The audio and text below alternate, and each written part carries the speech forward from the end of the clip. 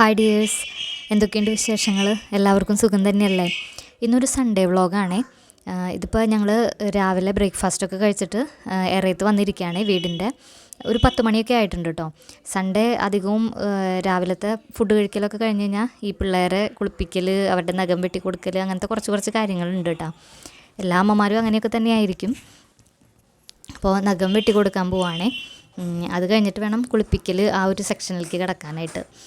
സാധാരണ ക്ലാസ്സുള്ള ദിവസം അങ്ങനെ വെളിച്ചെണ്ണയൊന്നും തലയിലിട്ട് അധികം കുളിപ്പിക്കാറില്ല കേട്ടോ. സാറ്റർഡേ സൺഡേസിലൊക്കെയാണ് അത് ചെയ്യാറ്. ഈ ബുക്കൊക്കെ ദേവക്കുട്ടൻ്റെ ഡ്രോയിങ് ബുക്കാണ് കേട്ടോ. ഇപ്പോൾ ഈ ഇടയായിട്ട് ഡൈനോസറിനെയൊക്കെ വരയ്ക്കാനായിട്ട് ഭയങ്കര ക്രേസായിട്ടിരിക്കുകയാണ്. അപ്പോൾ അത് എപ്പോഴും കൂടെ കയ്യിൽ കൊണ്ട് നടക്കും, ഇടയ്ക്കിടയ്ക്ക് നോക്കണം. അങ്ങനെയാണ് ഇപ്പോൾ. ഓരോ സമയത്ത് ഓരോ ടേസ്റ്റാണല്ലോ പിള്ളേർക്ക്.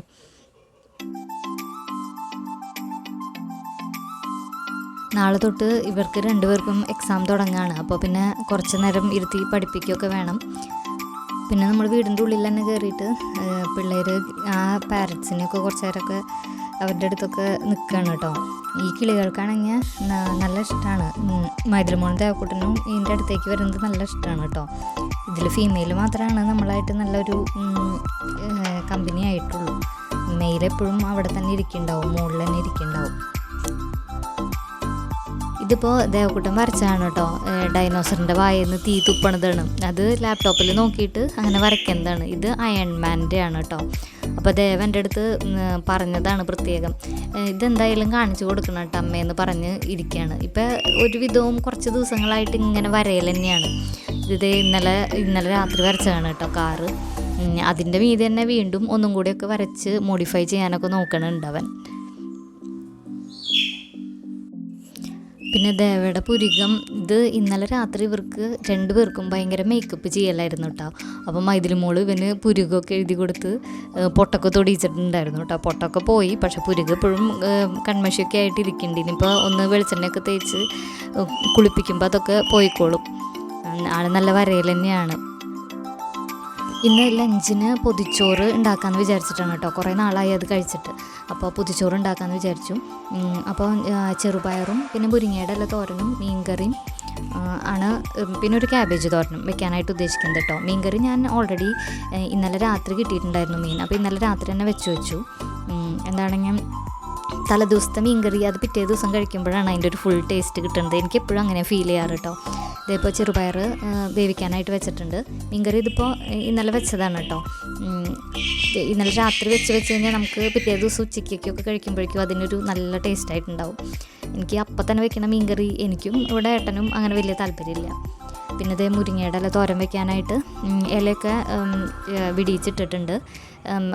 അത് ശനിയോ ഞായറോ ഏതെങ്കിലും ഒരു ദിവസം മുരിങ്ങയില തോരൻ വെക്കാറുണ്ട് കേട്ടോ. എന്നാലാണ് ഈ കുട്ടികൾക്ക് കൊടുക്കാനായിട്ട്, അവർക്ക് വാരി കൊടുക്കുമ്പോൾ പിന്നെയും കുറച്ചൊക്കെ കഴിച്ചോളും. ഇലക്കറി കഴിക്കാനൊക്കെ നല്ല മടിയാണ്. ഒരുവിധം കുട്ടികൾക്കും അങ്ങനെയൊക്കെ തന്നെയാണ് അല്ലേ.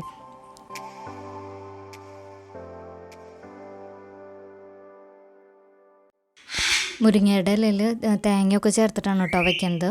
സാധാരണ ഞാൻ പരിപ്പ് ഇട്ടിട്ടും വെക്കാറുണ്ട്. അതായത് ചാറുകറി ആയിട്ടല്ല, പരിപ്പ് ചെറിയ രീതിയിൽ വേവിച്ചിട്ട് ഒരു തോരൻ പോലെ. പിന്നെ മുട്ട ഇട്ടിട്ടും അത് ചിക്കി എടുക്കാറുണ്ട്. ഇന്നിപ്പോൾ മുട്ടയും പരിപ്പൊന്നും ചേർക്കണില്ല, തേങ്ങ മാത്രം ചേർത്തിട്ട് തോരനായിട്ട് വെക്കുകയാണ് ചെയ്യുന്നത്. ഈ മുരിങ്ങയുടെ ഇലയുടെ നാര് ഫുള്ളായിട്ടൊന്നും അങ്ങനെ കളയാറില്ല കേട്ടോ. കുറച്ചൊക്കെ വെക്കാറുണ്ട്. അതിൽ നന്നായി ഫൈബർ ഉള്ളതാണല്ലോ ആ നാരിലൊക്കെ.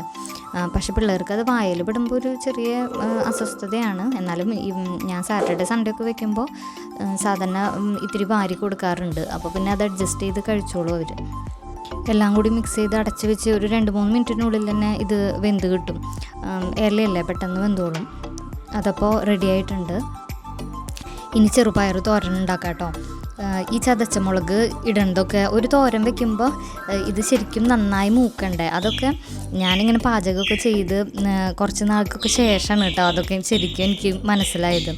ആദ്യം ഈ കറി ഉപ്പേരിയൊക്കെ വെക്കണത് എങ്ങനെയാണെന്നറിയെങ്കിലും ഈ ഉള്ളി മുളകൊക്കെ ശരിക്കും മൂത്താൽ മാത്രമല്ലേ ആ തോരന് അതിൻ്റെ ഒരു ഫുൾ ടേസ്റ്റ് കിട്ടുള്ളൂ. അതൊക്കെ ഇങ്ങനെ പാചകം ചെയ്ത് കുറച്ച് നാളൊക്കെ കഴിഞ്ഞപ്പോഴാണ് കേട്ടോ കറക്റ്റായിട്ട് മനസ്സിലായത്. മാരേജ് കഴിഞ്ഞ ആ ഒരു സമയത്തൊക്കെ ഞാൻ നന്നായി പാചകം ചെയ്യാനായിട്ട് നമ്മുടെ വീണാസ് കറി വേൾഡ് എന്ന് പറഞ്ഞിട്ട് ഒരു ചാനൽ ഉണ്ടായിരുന്നല്ലോ. ആ ചേച്ചിയുടെ ചാനൽ നന്നായി കാണുമായിരുന്നു കേട്ടോ. ഏട്ടൻ ആ സമയത്ത് ചെന്നൈയിലാണ് ജോലി ചെയ്തിരുന്നത്. അപ്പോൾ അവിടെ പോയി ഞങ്ങൾ താമസിക്കാൻ തുടങ്ങിയപ്പോഴാണ് നമുക്ക് പറയാനായിട്ട് പാചകം അറിയെങ്കിലും ചെയ്തു തുടങ്ങുമ്പോഴാണല്ലോ കൂടുതൽ സംശയങ്ങൾ. കല്യാണം കഴിയണവരെ ജസ്റ്റ് തക്കിട തരികിട പാചകമൊക്കെ അറിയണ്ടായിരുന്നുള്ളൂ. അപ്പോൾ മിക്കപ്പോഴും അത് എന്തെങ്കിലും വെക്കണേക്കാട്ടിലും മുന്നേ വേഗം ആ ചാനലൊന്ന് കയറി നോക്കി അതൊക്കെ ഒന്ന് കാണും. എനിക്ക് തോന്നുന്നു കുറേ പേരും അത് ആ ഒരു സമയത്ത് ഈ വീണാസ് കറി വേൾഡ് നന്നായി ഹെൽപ്പ് ചെയ്തിട്ടുണ്ടെന്ന് തോന്നുന്നു പാചകത്തിൽ. ഇപ്പം എൻ്റെ ഫ്രണ്ട്സൊക്കെ തന്നെ പറയാറുണ്ട്. അന്ന് ഇതുപോലെ ഇത്രയും അധികം യൂട്യൂബ് ചാനലൊന്നും ഉണ്ടായിരുന്നില്ല കേട്ടോ. അതായത് ഒരു 8-9 വർഷം മുന്നത്തെ കാര്യമാണ് ഞാൻ പറയുന്നത് കേട്ടോ. ഇപ്പോൾ അതേ നമ്മുടെ ചെറുപയർ തോരൻ ഒരുവിധം റെഡിയായി കേട്ടോ. ഇതിലിപ്പോൾ ഞാൻ തേങ്ങയൊന്നും ചേർത്തിട്ടില്ല, വെറുതെ ഉള്ളിയൊക്കെ നന്നായി മുപ്പിച്ച് ഉപ്പേരിയായിട്ട് എടുത്തിരിക്കുകയാണ് കേട്ടോ. എന്നെപ്പോലെ വീണ ചേച്ചിയുടെ യൂട്യൂബ് ചാനൽ നോക്കിയിട്ട് ആദ്യത്തെ ഒരു സമയത്ത് പാചകം ചെയ്ത് തുടങ്ങിയവരൊക്കെ ഒന്ന് കമൻറ്റ് ചെയ്യണേ. ഇനി നമുക്ക് ക്യാബേജ് തോരൻ വെക്കാം. അതും കൂടി കഴിഞ്ഞാൽ പിന്നെ ഒരുവിധം കാര്യങ്ങൾ റെഡിയായി. പിന്നെ പൊതിച്ചോറ് ആക്കിയാൽ മതി. ഇപ്പോൾ കടുകും ഉഴുന്നും പിന്നെ ഉണക്കമുളകും ഒക്കെ ഇട്ടിട്ടുണ്ട്. അതിനുശേഷം നമ്മുടെ ഉള്ളിയും വെളുത്തുള്ളി, ഇഞ്ചി, പച്ചമുളകൊക്കെ ഇട്ടിട്ട് സാധാരണ പോലെയുള്ള ഒരു തോരൻ തന്നെയാണ് കേട്ടോ വയ്ക്കാറ്. പക്ഷേ എനിക്ക് ചില നേരത്ത് ക്യാബേജ് വെക്കുമ്പോൾ ഫുള്ളായിട്ട് അങ്ങോട്ട് വിട്ട് നിൽക്കില്ല. ചില നേരത്തൊന്ന് കുഴഞ്ഞു പോണ പോലെ എനിക്ക് തോന്നിയിട്ടുണ്ട് കേട്ടോ. എനിക്ക് തോന്നുന്നു കഴുകിയിട്ട് ഇങ്ങനെ നമ്മൾ വെള്ളം പോകാനായിട്ട് വെക്കുമല്ലോ, അതിലത്തെ വെള്ളത്തിൻ്റെ കണ്ടൻറ്റ് ഫുള്ളായിട്ട് പോകാണ്ടിരിക്കുമ്പോഴാണെന്ന് തോന്നുന്നു ചെറുതായി ഒന്ന് കുഴഞ്ഞ പോലെ ഇരിക്കാറുണ്ട് ക്യാബേജ്. അത് ഫുള്ളായിട്ട് വിട്ടിരുന്നാൽ തന്നെയാണ് ആ തോരനൊരു നല്ല ടേസ്റ്റ് ഉണ്ടാവും. അങ്ങനെ തോന്നിയിട്ടുണ്ടോ? ക്യാബേജ് കുഴഞ്ഞു പോണ പോലെ ഫീൽ ചെയ്തിട്ടുണ്ടോ ഉണ്ടാക്കുമ്പോൾ? എനിക്ക് ഇടയ്ക്കൊക്കെ അങ്ങനെ പറ്റാറുണ്ട് കേട്ടോ. ഒരിത്തിരി ഒന്ന് കുഴഞ്ഞിരിക്കാറുണ്ട്. അങ്ങനെ നമ്മുടെ കറികളൊക്കെ റെഡി ആയിട്ടുണ്ട്. ഇനി പൊതിച്ചോറ് കെട്ടി വെച്ചാൽ മതി കേട്ടോ. ഈ പൊതിച്ചോറിന് ഒരു പ്രത്യേക മണ്ണാണ് അല്ലേ. ഇപ്പോൾ 1-2 കറി മാത്രമാണെങ്കിലും അത് നന്നായി കഴിക്കാൻ പറ്റും. അതിൻ്റെ ആ ഒരു സ്മെല്ല് തന്നെ അടിപൊളിയാണ്. ഈ ഇല ഞാൻ വാട്ടി വെച്ചിട്ടുണ്ടായിരുന്നു കേട്ടോ. ചോറും എല്ലാം ഇട്ടിട്ട് ഒറ്റ പൊതി മാത്രമാണ് ഉണ്ടാക്കണുള്ളൂ കേട്ടോ.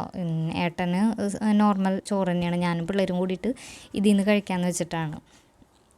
ഈ ചമ്മന്തി രാവിലെ ഉണ്ടാക്കിയതാണ് കേട്ടോ. ബ്രേക്ക്ഫാസ്റ്റിൻ്റെ സമയത്ത് ഉണ്ടാക്കിയതാണ്. മാങ്ങയും തേങ്ങയും കൂടി ഇട്ടിട്ടുള്ള ഒരു ചമ്മന്തിയാണ്. അങ്ങനെ നമുക്ക് പൊതിയൊക്കെ കിട്ടി ഒരു അരമണിക്കൂറെങ്കിലും ഇരിക്കണം ശരിക്കും നല്ല പൊതിച്ചോറിൻ്റെ ആ ഒരു ഫുൾ സ്മെല്ലൊക്കെ കിട്ടാനായിട്ട്. പക്ഷെ ഞങ്ങളൊരു 20 മിനിറ്റൊക്കെ കഴിഞ്ഞപ്പോൾ തന്നെ തുറന്നു കേട്ടോ. അപ്പോഴേക്കും പിന്നെ വിശന്ന് തുടങ്ങിയിരുന്നു. അപ്പോൾ പിന്നെ 20 മിനിറ്റൊക്കെ വെയിറ്റ് ചെയ്തുള്ളൂ. അതിന് ശേഷം തുറന്നു. നല്ല ആ ഒരു സ്മെല്ലൊക്കെ വന്നു കേട്ടോ തുറന്നപ്പോൾ.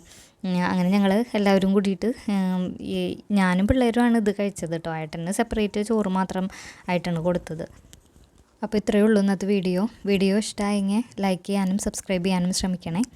അപ്പോൾ മറ്റൊരു വീഡിയോയിൽ കാണാം. Okay, by.